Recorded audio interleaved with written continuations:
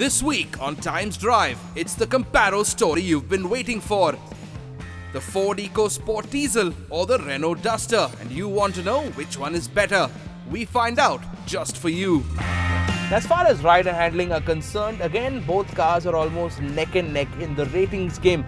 They might look tall and have high ground clearance, but they both don't drive like SUVs. Both cars feel like hatches and behave like them too. So, in this day and age of fairings and snazzy graphics, it's nice to go back to the old school with the all-new Royal Enfield Bullet 500. Here's our test ride. All the news from Planet Auto, including the exciting new BMW i3 and the new Mahindra Centuro. It's a 100cc commuter packed with features. A ride in the rain is in order. This is Times Drive and I'm Joel Pereira, and today we start the show with a small exercise. Stop watching for just a second and look out your window.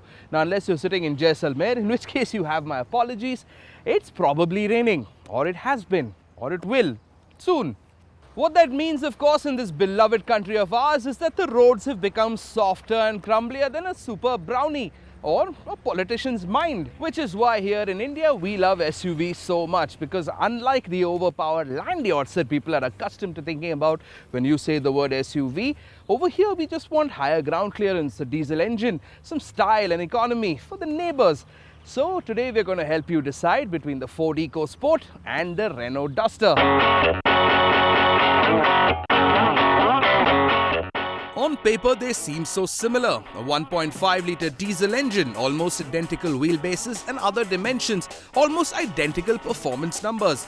They're both urban SUVs and both have been primarily designed in Europe. But then when you look at them, that's when it all changes. Where the Duster still looks somewhat closer to what an SUV should look like with its wide squat stance, scuff plates and somewhat brutal and bulbous design, the Ecosport is obviously a city mouse, slick, chiseled and lean. For the SUV purists out there, the Ecosport might even look a little prissy. But what matters to us is what's under the lines and contours and what happens when you start the engine. Only because it's new, let's do the Ecosport first. Under the hood, you've got a 1.5-litre turbo diesel engine, the same one we see in the current Fiesta, putting out 89 bhp and 204 newtons of torque. The Ecosport does seem a little underpowered, but then during 90% of your drive, i.e. city and urban driving, you're going to be driving at low to medium speeds, and that's where this car shines. Pickup is immediate, and when you do hit the throttle at the right gear, things happen. In fact, even if you don't hit the throttle at the right gear, the Ecosport will respond, and this car will be A-OK to drive around in traffic in third. That means not too many shifts, which is a good thing. And even if you do have to shift gears, the light clutch makes it easy, though the somewhat rubbery gearbox takes away some of the joy.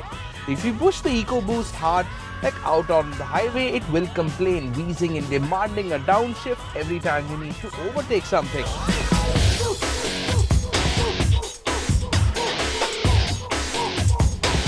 Now the Duster, on the other hand, also has an engine that we're supremely familiar with, the 1.5-litre K9K engine, doing duty in everything from the little Micra to the mid-size Fluence.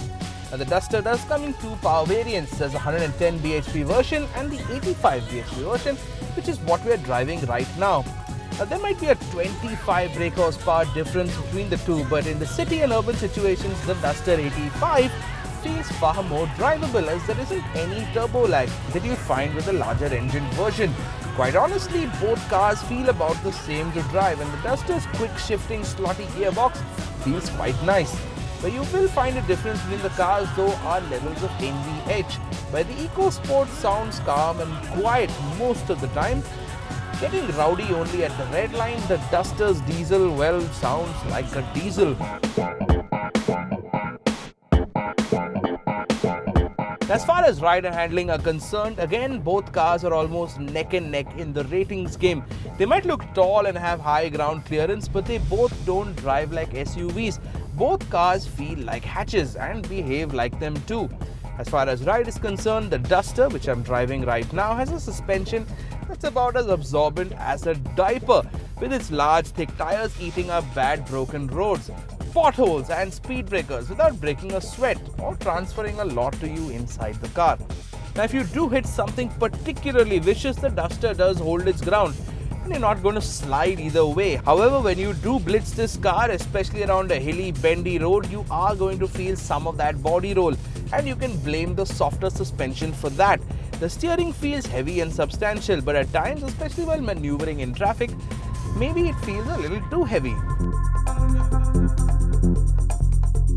Now the Ecosport, on the other hand, with its tighter suspension and typical Ford handling, is far more fun to drive, especially if you're hitting a guard section. Now the stiffer suspension makes this car feel ready to hit something tight, and there's very little body roll. However, what that also means is that our rubbish roads are going to make their way into the car, meaning that when you do drive over an uneven surface, paver blocks for instance, you're going to hear the rumble of the tires. Also, hit a bump hard and the Ecosport will wobble before settling down. As far as ride is concerned, the Duster wins, but the Ecosport is a more fun to drive car. So far, both cars are almost evenly tied. Both engines perform about the same, and while the Duster has a more comfortable drive, the Ecosport does handle better. But there is one area where the difference between these cars could not be more stark, and for that, we'll have to stop.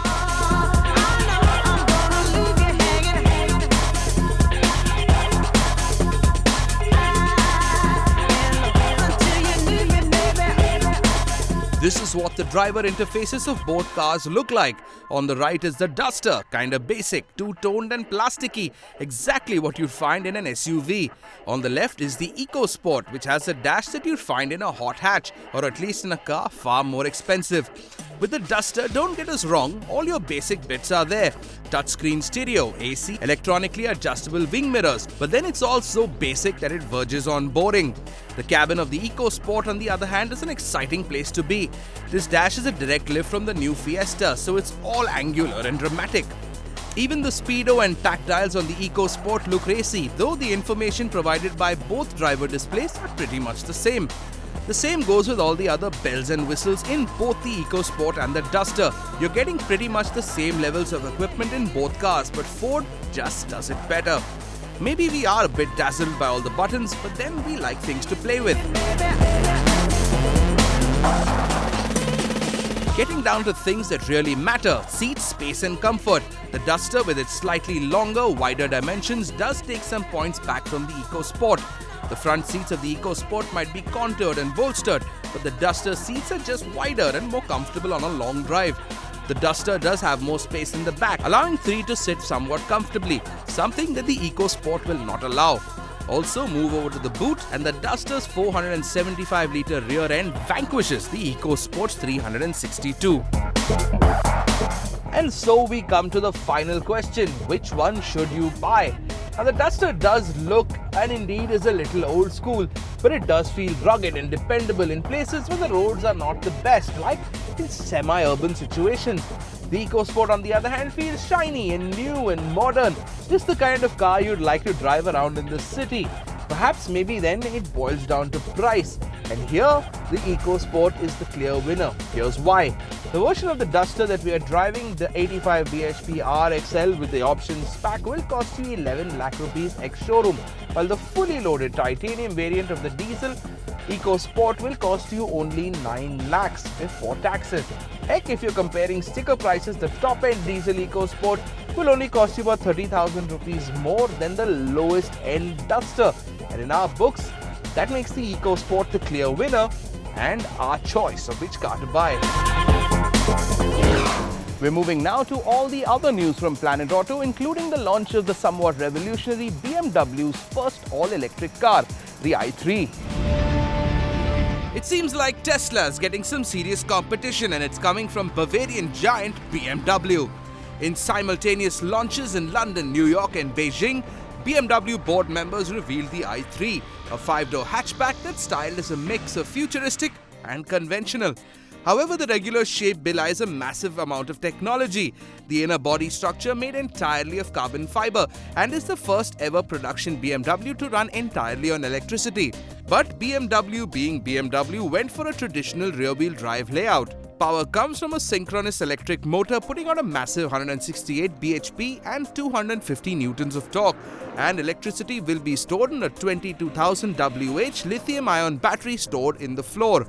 This isn't a pie-in-the-sky concept for BMW. This is an actual production model, and sales will open this week itself, with deliveries beginning in the UK in November.